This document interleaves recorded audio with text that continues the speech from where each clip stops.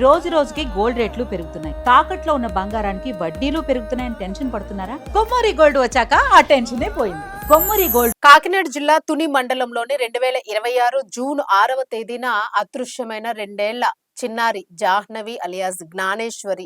ఈ పాప ఇప్పటికీ కూడా దొరకని పరిస్థితి. ఇప్పటికి ఆల్రెడీ నెల రోజులు గడిచిపోయింది. ఇలా ఎంతో మంది చిన్నారులు కాకినాడ తుని ప్రాంతంలోన మిస్ అవుతున్నారు అనే వాదనలు చాలా బలంగా వినిపిస్తూ ఉన్నాయి. సో ఎక్కడ మిస్ అవుతున్నారు, ఎందుకు మిస్ అవుతున్నారు, ఎలా మిస్ అవుతున్నారు, మిస్ అయిన వాళ్ళందరూ కూడా ఎక్కడికి వెళ్తూ ఉన్నారు, ఇది దీనికి సంబంధించి ఏదైనా ఒక ముఠా ఉందా అనే విషయాన్ని అయితే ఇప్పటి వరకు కూడా పోలీసులు ఆ కోణంలో ఎక్కడా కూడా ఎలాంటి డీటెయిల్స్ కూడా మనకు అందించినట్లయితే కనిపించడం లేదు. ప్రస్తుతానికి ముందు మనం జ్ఞానేశ్వరి కేసు విషయం గనక మనం మాట్లాడుకుంటే, కాకినాడ జిల్లా తుని రూరల్ మండలంలోని సిహెచ్ అగ్రవారము దొండవాక పంచాయతీ వస్తోంది. సో దీనికి సంబంధించి సుంకర గణేష్ అలాగే భవానీకి సంబంధించిన 2 ఏళ్ల కుమార్తె జ్ఞానేశ్వరి. సో ఈ పాప 6వ తేదీన మిస్ అవడం జరిగింది, జూన్ 6వ తేదీన. సో ఇప్పటికీ మనకి నెల గడిచిపోయింది. ఇప్పటికీ కూడా తల్లిదండ్రులు అనేక రకాల ప్రయత్నాలు, మొత్తం తల్లిదండ్రులు ఒక్కరే కాదు, అసలు పిల్లలు తప్పారంటే ఫస్ట్ తల్లిదండ్రులు, తర్వాత పోలీస్ బృందం ప్రయత్నిస్తుంది. బట్ ఈ కేసు విషయంలో మాత్రము ఇప్పటి వరకు కూడా సీరియస్లీ చెప్పాలనంటే మీడియాలో కూడా ఎన్నో రకాల కేసులు చూసాము, ఎంతో మంది మిస్సింగ్ చూసాము. దొరకకపోతే ఒక 2, 3 రోజుల్లో, 10 రోజుల్లో, వారం రోజుల్లో వెతుకుతారు పోలీసులు. ఆ కేసు మనకి ఇంక అప్డేట్ తెలీదు. సో దాన్ని క్లోజ్ చేయడమో, లేకపోతే ఆ మిస్సింగ్ కేసు కింద వదిలేయడమో, ఒక సస్పీషియస్‌గా వదిలేయడమో చేస్తూ ఉంటారు.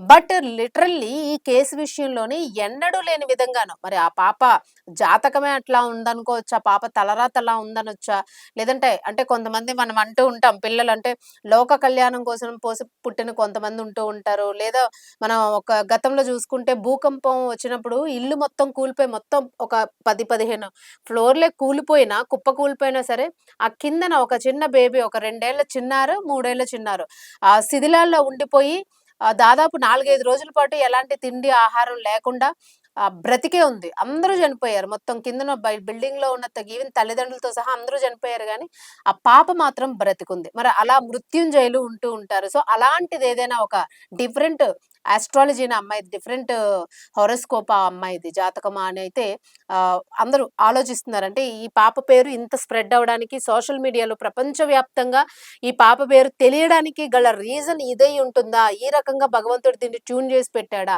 అని కొంతమంది ఆధ్యాత్మికంగా మాట్లాడుతూ ఉన్నారు. సో ఎట్టకేలకు ఎలా మాట్లాడినా కూడా తల్లిదండ్రులు మాత్రం ఈరోజు నిజంగానే వాళ్ళ కడుపు కోతని ఎవ్వరూ తీర్చలేనిది. ఇప్పటికీ ఆ తల్లి రోదిస్తూనే ఉంది.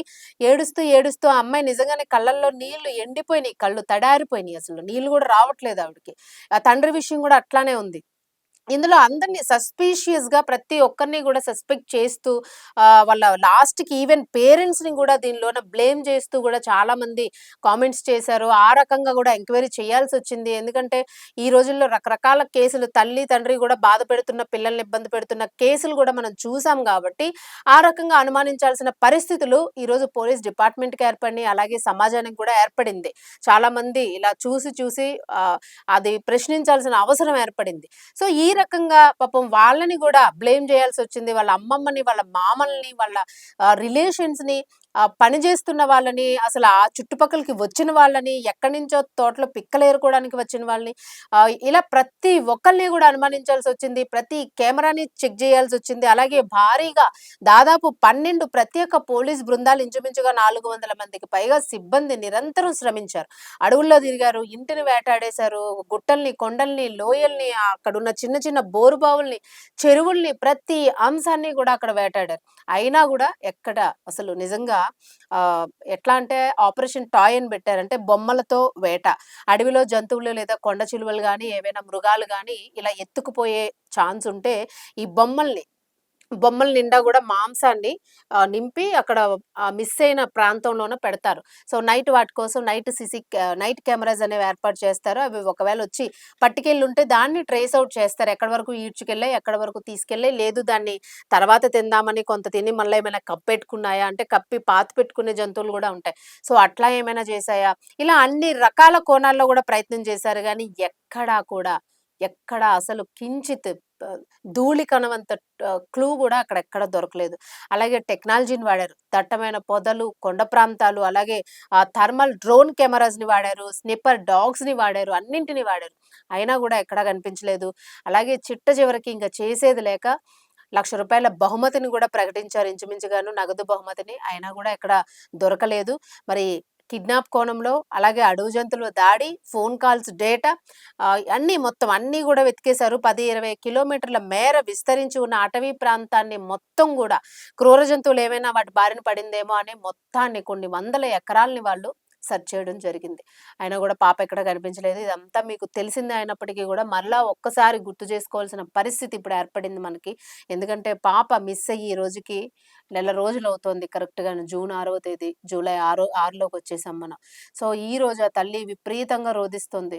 ఒక పెళ్ళైతే మనం నెల రోజుల పండుగ జేస్తాము. పిల్లాడు పుడితే నెల రోజుల పండగ, 2 నెలల పండగ, 3 నెలల పండగ ఇలా అయ్యారని మనం అడుగులేస్తే అరిసెలని అలా మనం చేస్తూ ఉంటాము. సో, అలాగా సంబరంగా జరుపుకోవాల్సిన ఆ తల్లిదండ్రులు ఈరోజు రెండో సంవత్సరం నడుస్తోంది ఆ పాపకి. ఆ చిన్నారితోని సంతోషంగా గడపాల్సిన తల్లిదండ్రులు ఈరోజు చిన్నారి అసలు ఉందా? లేదా? అనే ఒక టెన్షన్‌తోనే నిజంగా గుండెలవిసేలాగా ఏడుస్తూ ఉన్నారు. ఎక్కడ ఎవరిని ఏ రకంగా సహాయం చేద్దామన్నా గూడా ఈ కేసులోని అసలు ఎక్కడా గూడా దానికి అవకాశం కనిపించలేదు. జ్యోతిష్యులొచ్చారు, మంత్రగాళ్ళొచ్చారు, జ్యోతిష్యాలు జెప్పారు, న్యూమరాలజిస్టులొచ్చారు, అందరూ వచ్చేసారు. అన్నీ జేసేసారు. ఏది ఎక్కడ క్లూ దొరకలేదు. అసలేమైంది ఆ పాప? ఎలా అదృశ్యమైపోయింది? ఎక్కడికి అదృశ్యమైపోయింది? ఇది మాత్రం నిజంగానే చాలా విచిత్రమైన కేసు. మన తెలుగు రాష్ట్రంలో ఇంకా విచిత్రమైన కేసు. జ్ఞానేశ్వరి తప్పిపోయిన ఒక 15 రోజులకి ఇంకొక చిన్నారి గూడా మార్కెట్‌లో తప్పిపోయి తల్లిదండ్రులు లేకుండా ఏడుస్తూ కనిపించింది. ఆ పాపే జ్ఞానేశ్వరి అని అంటూ గూడా చాలా మంది ఫేక్ ప్రచారం జేశారు. ఇలా కానీ ఆ పాప కాదు. కానీ ఈ పాప తప్పిపోయి మళ్ళా దొరికింది అదృష్టవశాత్తున. చూసారా?